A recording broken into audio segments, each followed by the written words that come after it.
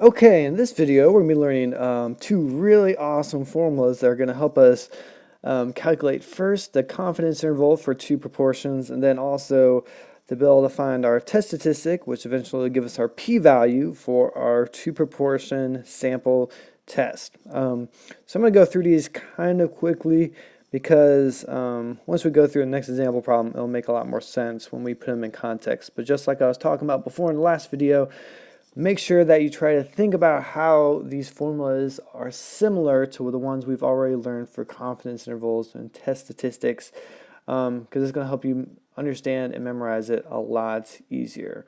So we're going to start off with our confidence interval formula. So remember, the left side of our confidence interval right here, that's going to be our point estimate. Essentially, that's going to be our up till now our sample proportion. But since we're dealing with two, the way that we get that is we take the sample proportion from our sample number one and subtract it from our sample proportion from sample number two. So that's going to give us one value, and that's what our point estimate is. That goes in front of our plus or minus sign.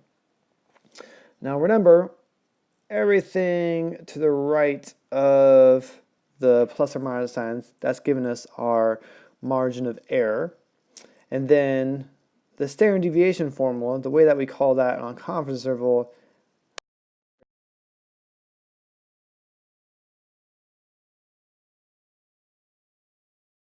sorry about that, that's going to be our standard error. So essentially we have our critical z-score, which we're going to calculate the same way that we did for our confidence intervals that we did in chapter 8, and we're just plugging in this new standard deviation formula that we learned just previously in the last couple of videos. Now for the test statistic, again, it's very similar to what we've done before with the test statistic. The first value right here, that's going to be the differences between our proportions from our sample. Okay, remember that first number is always going to be our statistic, the number that comes from our sample, in this case our samples. Now we're always going to subtract it by 0, and the reason that we do that is because we're always going to be comparing it against our null hypothesis, which remember is a statement of no difference. So if there's no difference between the two different proportions, then when we subtract them, it's going to come out to 0. So we're always going to put 0 as that second number on the top part of our formula. Okay? And then on the bottom, we have our standard deviation formula as well.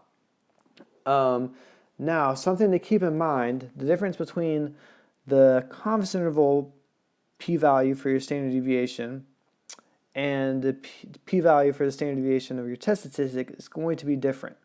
For the confidence interval, we just take the sample proportion from sample 1 and the sample proportion from sample 2. It's pretty straightforward.